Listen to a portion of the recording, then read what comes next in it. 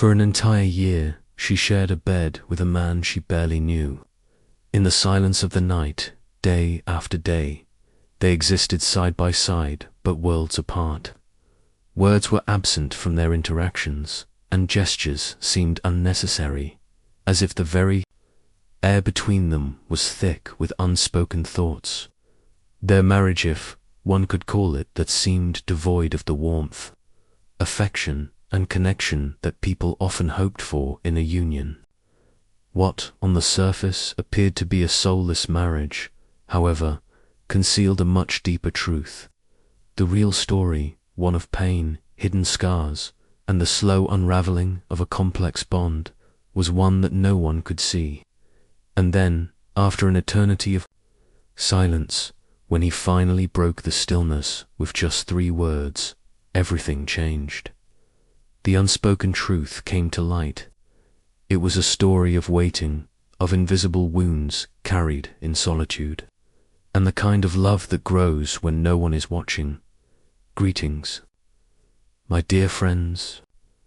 I am Linda, and you are now a part of Linda Love Stories. I hope this story will touch your heart and make you see love in its quietest, most powerful form. The sun of 1927 set the fields alight, turning them into vast pools of gold as Claire made her way home. The road was familiar, the path etched into her memory, a route she had walked countless times. Her goats followed her obediently, meandering along the dirt trail. The earth, still damp from the morning rain, gave off a deep, rich scent, filling the air with freshness. The breeze, soft and gentle, stirred her cotton dress, the fabric fluttering slightly. At 19, Claire was a young woman, but the harsh realities of life had already left their mark.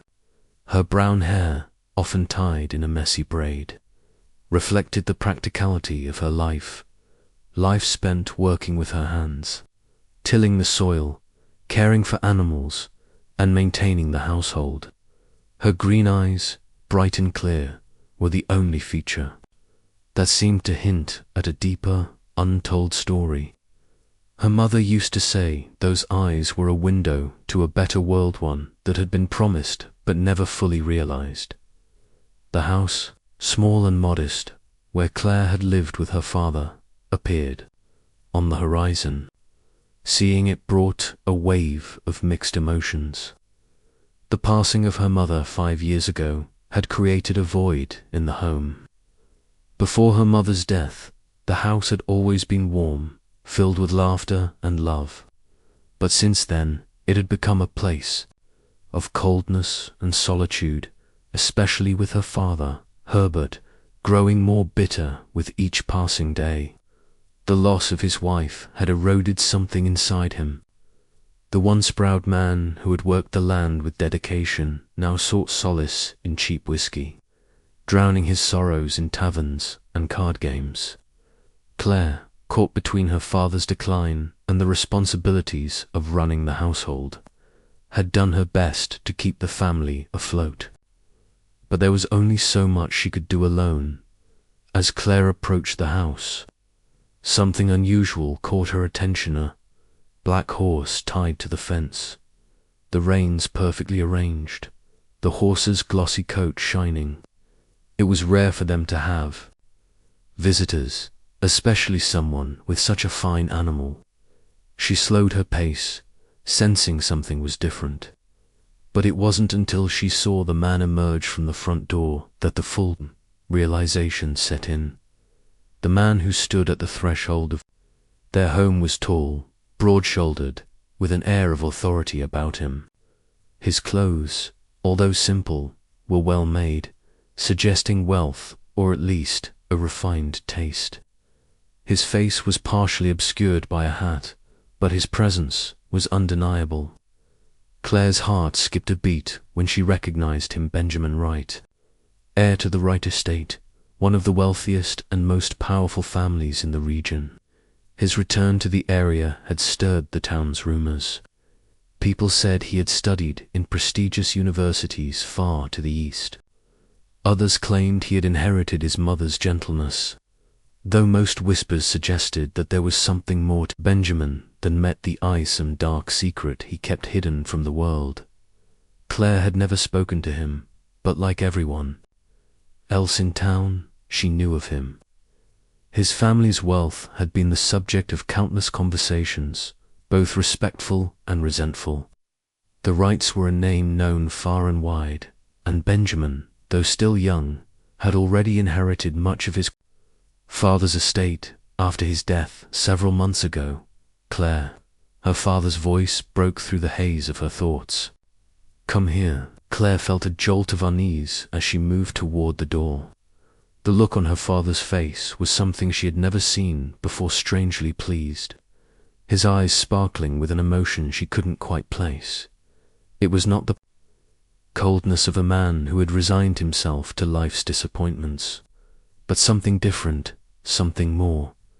"Mr. Benjamin has come today," Herbert said, his voice casual, as if discussing the weather. "We've arranged your marriage." Claire froze. Her heart seemed to stop, and for a moment she thought she had misheard him. Her gaze shifted from her father to Benjamin, whose expression remained unreadable. His brown eyes were like mirrors, silent, distant, and impossible to read. "What?" she managed to whisper, her voice barely a breath. "You'll marry him tomorrow," Herbert continued, unfazed by her shock. "Everything's been arranged." "Absolutely not." Claire finally found her voice, her anger and disbelief rising in her chest. "I won't marry a man I don't know." Herbert's temper flared. He slammed his fist on the table with such force that the few items resting there rattled. "You will do as I say, Claire. This is my house, and you will obey. If you refuse, there's no place for you here anymore. You'll have to leave." The words struck her like a physical blow, her chest tightening, her breath catching in her throat. She wanted to shout, to run, to scream at the injustice, but the cold reality of the time and place held her back. In 1927, a woman without family or means had few choices. Without a husband, she would be nothing. The thought of being abandoned by her father, the only family she had left, filled her with a mixture of fear and fury. Claire's eyes shifted to Benjamin, still standing silently by the door. His face remained impassive, as though he were an outsider, untouched by the gravity of the situation. "Why are you doing this?" Claire asked, her voice trembling with suppressed anger. "What do you gain from this forced marriage?" Benjamin's voice, when it came, was unexpectedly gentle. "Miss Claire," he said, his words slow and deliberate, "I understand this is a surprise. We can discuss this, if you wish." "There's nothing to discuss," Herbert snapped, cutting Benjamin off. "The deal is done." Claire felt trapped, cornered by a situation she could neither change nor escape. She turned on her heel and fled from the room, slamming the door behind her. Her mind raced with thoughts. How had her life come to this? What had she done to deserve such cruelty?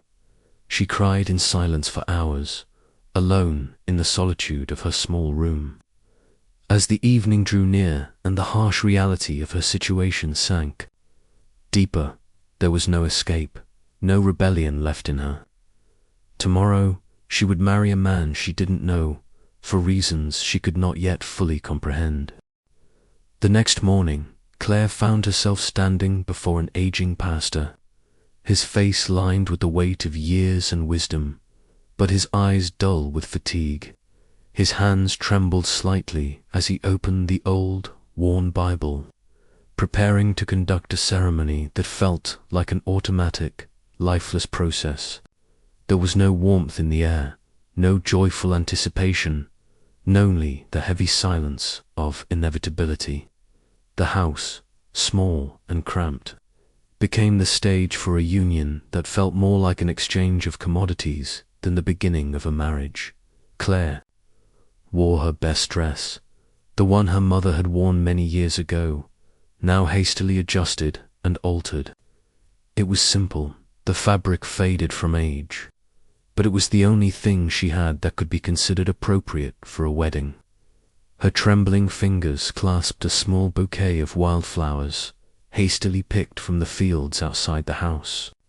The flowers, though beautiful in their own right, felt like a poor substitute for the moment that should have been filled with joy and promise. Benjamin stood across from her, his face unreadable as always. He wore a dark suit, simple yet elegant. There was nothing special about him in that moment, just a man standing in front of a woman he barely knew, preparing to become her husband. For Claire, this was more than just a marriage. It was a death of something inside her. The dreams of a future built on her own choices, the hope of someday finding love, all seemed to slip away with each passing second. The ceremony dragged on, the pastor's voice dull and echoing in Claire's ears as he asked the traditional questions. Her answers were mechanical, as if her body were merely following a script it had no control over. "I do," two simple words that she said without meaning, without desire. She wasn't sure if she was saying them to the pastor, to her father, or to the world that had forced this upon her. All the while, Benjamin remained silent, his gaze distant, perhaps wondering the same thing she was. What had brought them to this point? What was this all for? When the pastor declared them husband and wife, something inside Claire broke. A single tear escaped, falling down her cheek, but she wiped it away quickly, as though the act of acknowledging her sorrow would somehow make it worse. The tear wasn't just for the loss of her own dreams, but for the future that stretched out before her, her future built on a forced marriage, silence, and unspoken resentments. Her father, standing by the door, looked on with a strange satisfaction, as if he had won a victory of some kind. It was as though the years of bitterness and broken promises had culminated in this moment of forced control. He had secured her future, and in his eyes, that was the only thing that mattered. He nodded at Benjamin as if he were sealing some kind of deal, a transaction that he believed would bring both men peace. But Claire could see that there was no peace in her father's eyes, only relief, as if he had done what he needed to do and now could turn his focus elsewhere. After the ceremony, the guests, if they could be called, that began to file out, leaving the house quiet once again. Claire, her heart heavy with sorrow, went to gather the few belongings she had. They were few, mostly clothes, a worn book of poems that had once belonged to her mother, and a small hairbrush that had belonged to her mother as well, its handle made of delicate mother-of-pearl. These small, precious items were all that remained of the woman who had once filled the house with warmth and love.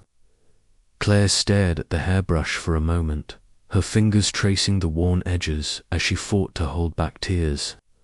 "I hope you will be happy," Herbert said as he saw her preparing to leave. His words were hollow, and they fell into the room like empty shells, lacking any true meaning or sincerity.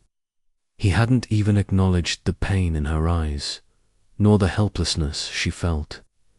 He simply stood there, watching, waiting for the marriage to be sealed, the transaction complete. Claire didn't respond. There was nothing to say. She left the room, her heart weighed down by an invisible burden, and mounted the horse with Benjamin's help. He offered his hand, but she hesitated before taking it, her fingers brushing his only for the sake of completing the act. The touch felt foreign, almost uncomfortable, as if it belonged to someone else, someone she didn't know. As they rode away, the house behind them seemed to grow smaller, yet somehow more oppressive. The estate that awaited her was nothing like what Claire had known. The right property was grand, a sprawling manor that seemed to rise from the earth like an imposing mountain. The two-story house loomed before her, with its wide porch and neat, well-maintained grounds. The fields stretched out in every direction, meticulously organized, and the stables were larger than her entire childhood home.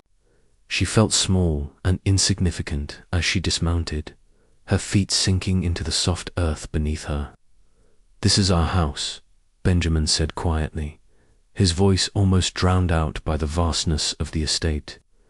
He didn't offer her any further explanation or try to make her feel welcome. It was simply a statement of fact.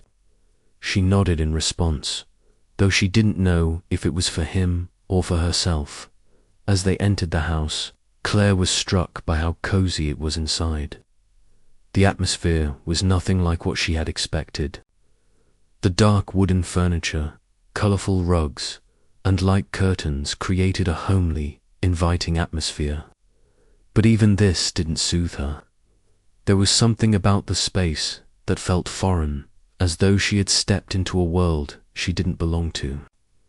Benjamin introduced her to Mrs. Sarah, a middle-aged woman who emerged from what appeared to be the kitchen.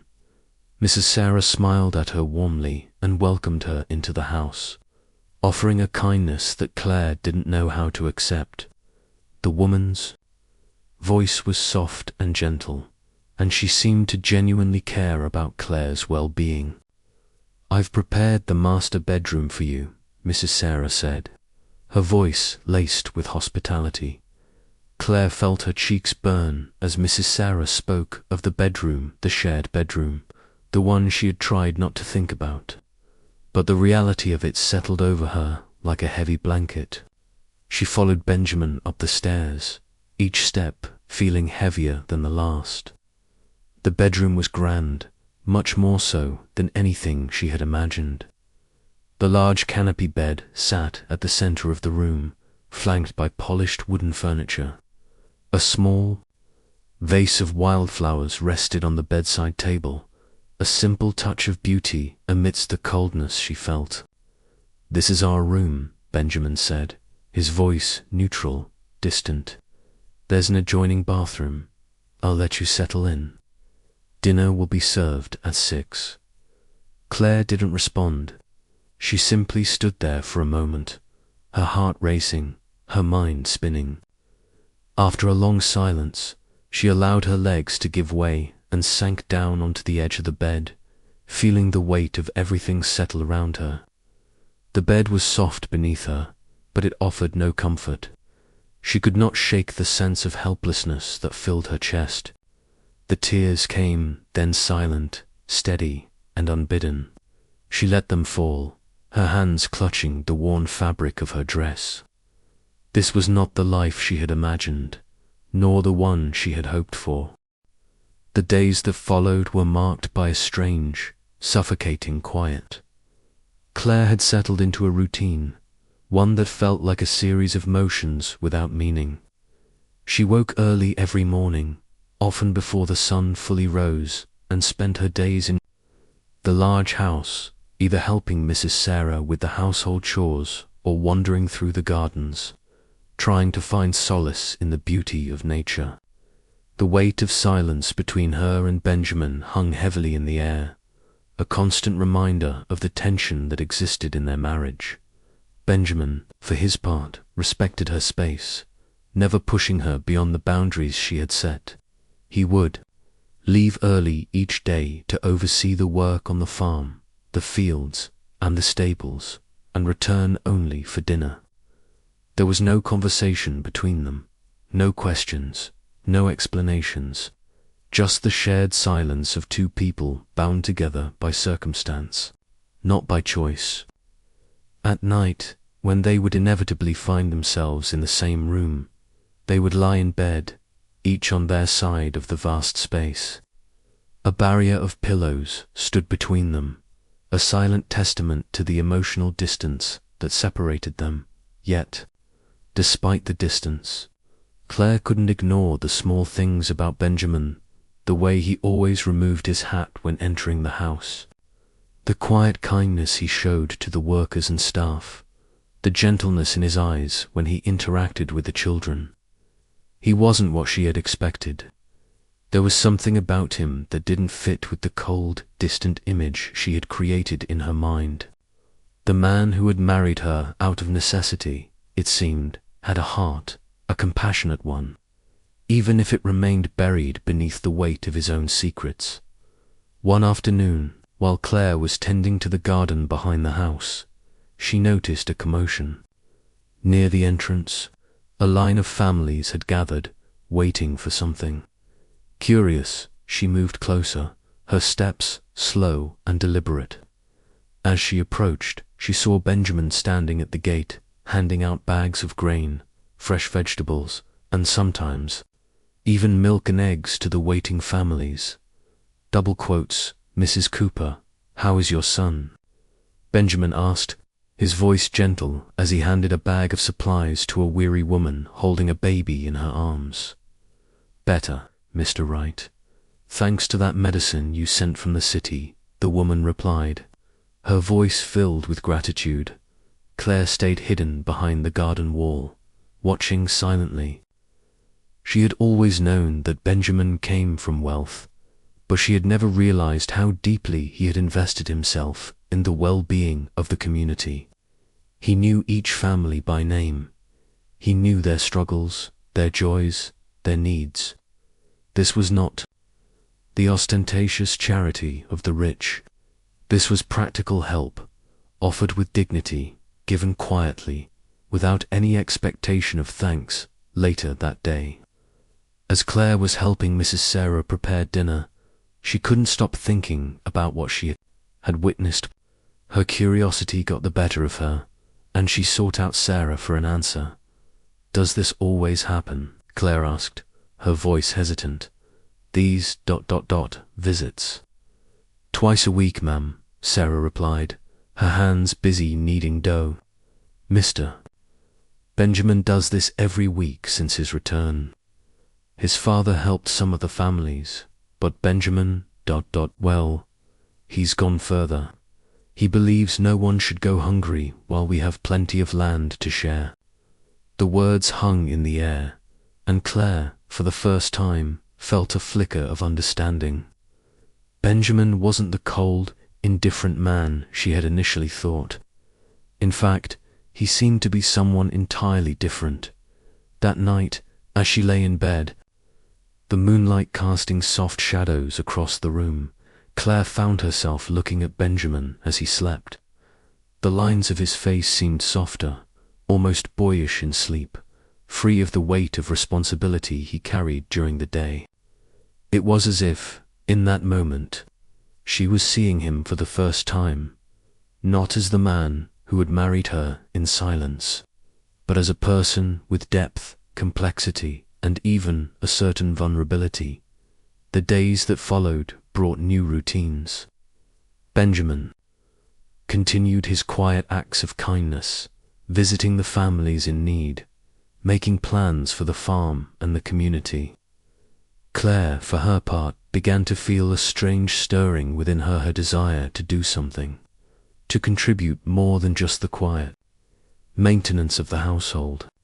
One day, as she walked past the construction site in one of the fields, she stopped and watched the workers as they built something she hadn't noticed before. A school. The walls were going up, sturdy and strong, and Claire, curious, approached. "Thomas, the foreman, what are they building?" she asked, her voice breaking the silence. "A school, ma'am," Thomas replied, wiping the sweat from his brow. Mr. Benjamin thought it would be good for the families. The closest school is a 2-hour walk, and with winter coming, it's too far for the children, so he decided to build one here. "It'll be for the employees' kids and families in the area, a school ... Claire repeated, the idea taking root in her mind. "That's a good idea. Yes, ma'am," Thomas agreed. "It's not just for the children either. The young master has even hired a teacher from the city to come twice a week. But on the other days, well, maybe you could help. He mentioned that you had a good education from your mother. Claire stood there for a long moment, thinking about the education her mother had given her. How, even after a long day of work, her mother had sat with her by the candlelight, teaching her to read and write. She remembered the poems her mother had read to her and the lessons that had shaped her into the woman she was today. Could she really go back to teaching? Could she put aside the bitterness and fear that had ruled her life for the past year? That night, when Benjamin came into the room, he noticed the change. The barrier of pillows that had once separated them, both physically and emotionally, was smaller now. He didn't comment on it. He simply turned off the lights, his voice a soft whisper in the dark. "Good night, Claire." For the first time in a long while, Claire almost responded, but she didn't. She couldn't. Not yet. The next morning, she woke early. She dressed carefully, wearing the best clothes she had, and when she entered the kitchen for breakfast, she found herself holding a book of stories she had discovered in the house's library. "Are you going to help at the school today?" Mrs. Sarah asked, noticing the book in her hand. Claire nodded, her voice steady for the first time in months. "Yes, I'm going to help." Benjamin, who had been standing near the doorway, looked up, his face softening. "The children will be very happy," he said, a small but genuine smile forming on his lips. For the first time since their marriage, Claire felt a shift within her. The decision to teach wasn't just about the children. It was about reclaiming a part of herself that she had lost.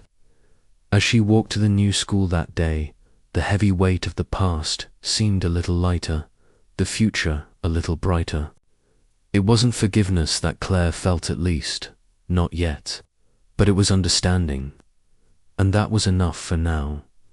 The weeks passed, and Claire found a new sense of purpose in teaching. She watched the children's faces light up as they learned, and in their eyes she found a joy she hadn't known in years. Sometimes, when the day was done, she would find Benjamin in the distance, overseeing the farm, speaking with the workers. Their eyes would meet, and for a brief moment, it felt as if the silence between them had lifted, replaced with something else, something unspoken but understood. One night, as the storm raged outside, Claire awoke to find that she had moved to the center of the bed. Her feet were touching Benjamin's. For a moment, she felt a surge of panic, but then something inside her softened. The contact was warm, comforting even, and instead of pulling away, she let herself relax, her heart beating a little faster. The silence between them was still there, but now it felt different. It wasn't oppressive. It wasn't suffocating. It was just silence. A silence that, with time, would give way to something more. By the time spring arrived, bringing with it the promise of new beginnings, Claire and Benjamin were no longer strangers. They had built something together, not out of obligation, but out of respect, patience, and quiet understanding. Each day, Benjamin continued to leave a single wildflower by her bedside, a small gesture that spoke volumes. And when Claire touched the flowers, she no longer saw them as symbols of hope alone, but as reminders of the love they were slowly growing together.